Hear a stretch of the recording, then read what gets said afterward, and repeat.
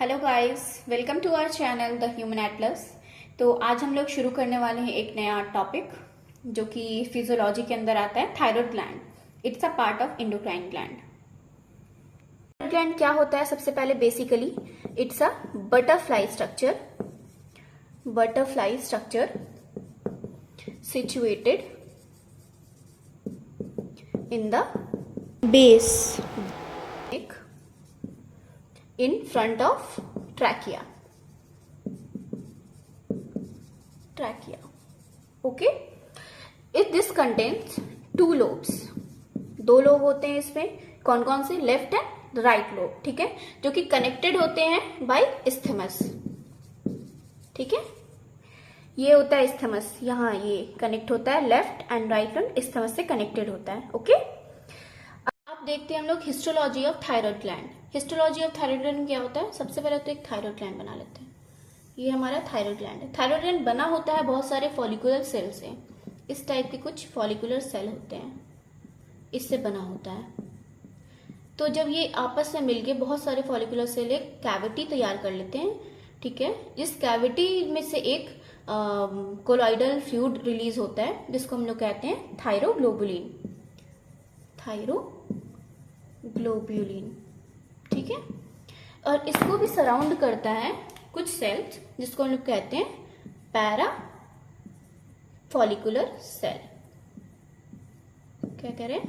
Para follicular cell और सी cell, जो कि क्या रिलीज कर रहा है? कैल्सीटोनिन। अब इसके बारे में हम लोग बात करेंगे अगला चैप्टर में। अभी हम इसके बारे में बात करते हैं। देखते हैं hormones of the thyroid gland. कितने तरीके के हार्मोन्स निकलते हैं हमारे थायराइड ग्लैंड से? पहला है T4, दूसरा है T3 एंड तीसरा है कैल्सीटोनिन। इसके बारे में तो हम बाद में डिस्कस करेंगे। T4 का नाम क्या है? थायरॉक्सिन। ठीक है, थायरॉक्सिन। T4 जो होता है हमारा, वो 90% रिलीज होता है हमारा पूरा थायराइड के सेक्रेशन का। ठीक है, और T3 जो हमारा हो गया 9 to 10% रिलीज करता है टोटल सेक्रेशन का। ये दोनों जो है हमारा आयोडीन कंटेनिंग डेरिवेटिव है अमाइनो एसिड टायरोसिन का। ठीक है, बात कर रहे हैं इसकी पोटेंसी और ड्यूरेशन ऑफ थायराइड ग्लैंड की। तो कौन कितना देर तक क्या पोटेंसी है, क्या ड्यूरेशन है, इसके बारे में हम लोग अभी जानते हैं। तो T3 की जो है पोटेंसी ज्यादा होती है T4 से। कितनी ज्यादा होती है? 4 टाइम्स। ठीक है, और ड्यूरेशन की बात करें तो T4 की ड्यूरेशन ज्यादा होती है T3 से। कितनी टाइम्स? 4 टाइम्स। सेम। पर ऐसा क्यों होता है? Cause affinity of hormone to plasma protein।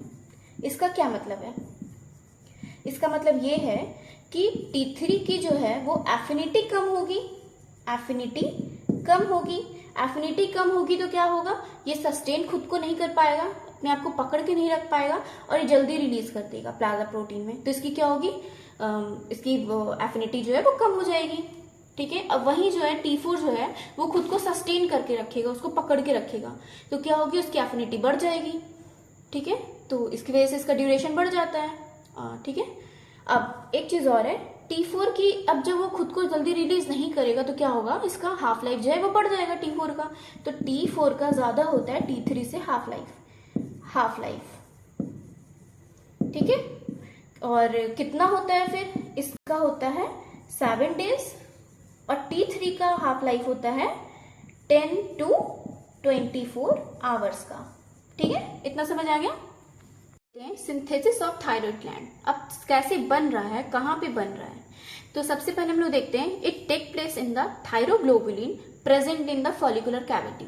ये जो फॉलिकुलर सेल्स थे हमारे, ये फॉलिकुलर सेल्स थे, इसके बीच में एक कैविटी बन रही थी जिससे कोलॉइडल फ्लूइड निकल रहा था। वो क्या था? थायरोग्लोबुलिन का कंपोनेंट क्या है? Iodine plus tyrosine. टायरोसिन क्या है हमारा? अमाइनो एसिड है। अभी मैंने बताया था iodine contain derivative of amino acid, ये होता है हमारा टायरोसिन। और ये जो है हमारा अब्जॉर्ब हो जाता है इन GIT ठीक है, जीआईटी में अब्जॉर्ब हो जाता है। अब ये बचा आयोडीन। आयोडीन को हम लोग को पहले कन्वर्ट करना पड़ेगा आयोडाइड में, और तब ये हमारा जीआईटी में अब्जॉर्ब हो पाएगा। तो अब इसका क्या क्या स्टेजेस है सिंथेसाइज करने का थायराइड ग्लैंड को, ठीक है। तो पहला स्टेज है थायरोग्लोबुलिन सिंथेसिस। ये कैसे होगा? ये थायरोग्लोबुलिन के अंदर जो है हमारा सिंथेसाइज होगा thyroid hormone T3 and T4, ठीक है। इसके बारे में हम लोग बाद में बात करेंगे, अभी हम लोग सिर्फ स्टेज समझ लेते हैं क्या क्या कौन से स्टेज है, इसके नाम देख लेते हैं। Iodide trapping, third oxidation of iodide.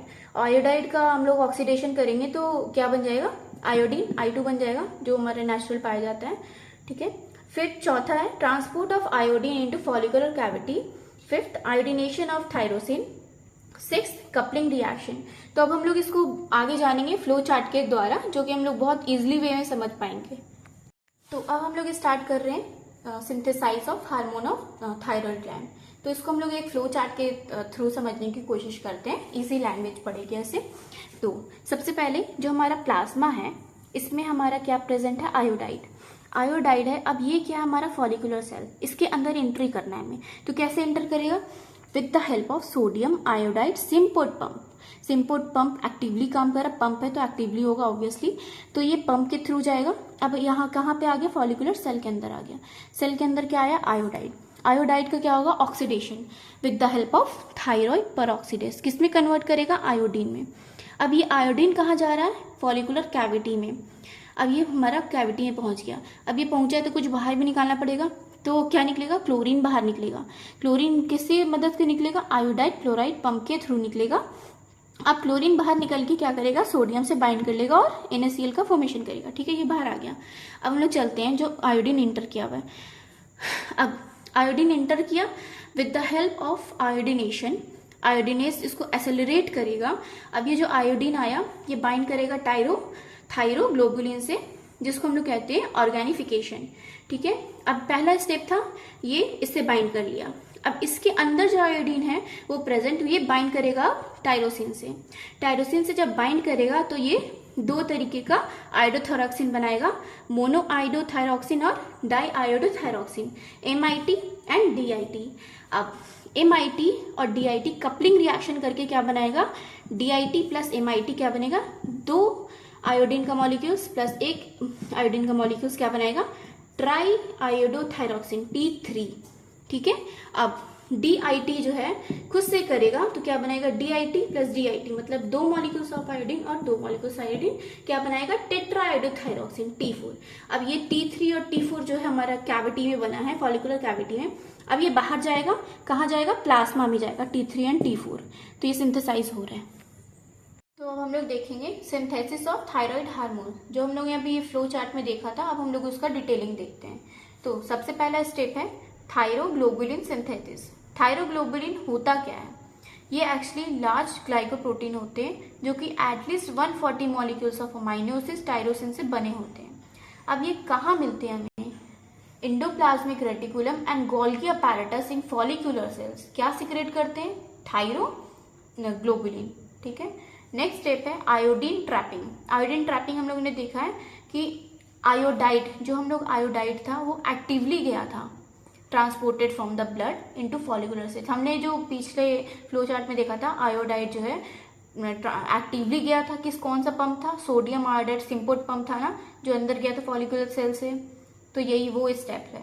Normally iodide is 30 times more concentrated in thyroid gland than in the blood, okay. Next step है ऑक्सीडेशन ऑफ आयोडाइड। ऑक्सीडेशन हमने किया था, याद है? फॉलिकुलर सेल में किया था हमने, oxidise with the help of peroxidase.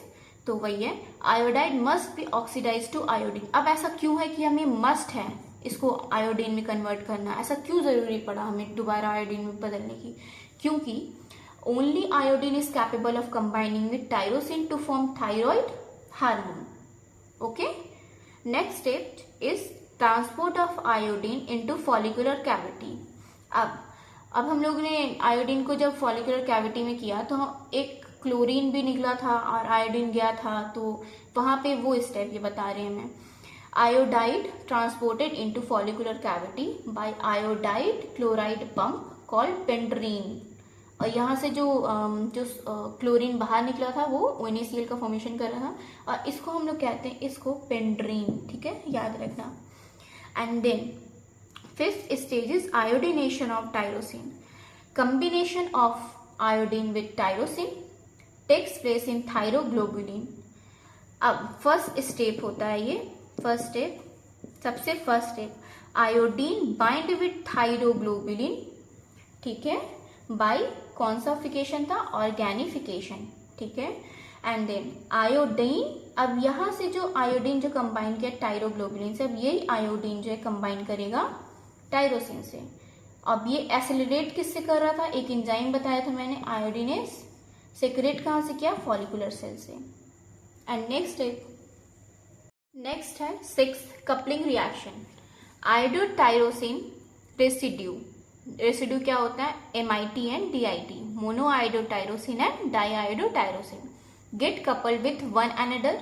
जो लास्ट में बन रहा था coupling reaction, MIT plus DIT बन रहा था T3, ये सब ये है वो। टायरोसिन प्लस आयोडीन क्या बनाएगा, mono iodotyrosine MIT। And then MIT plus iodine क्या बनाएगा, di iodotyrosine DIT। And DIT plus MIT क्या बनाएगा, tri iodothyronine T3। And MIT plus DIT is reverse of T3। And DIT plus DIT tetra iodothyronine और thyroxine T4। सो ये था हमारा synthesis of thyroid hormone. अब हम लोग नेक्स्ट देखेंगे इसका फंक्शन और इसके फिजियोलॉजिकल सिग्निफिकेंस। तो नेक्स्ट लेक्चर के लिए बने रहिए, और अगर कुछ गलती हो तो मुझे प्लीज़ कमेंट सेक्शन में बता देना। Thank you so much.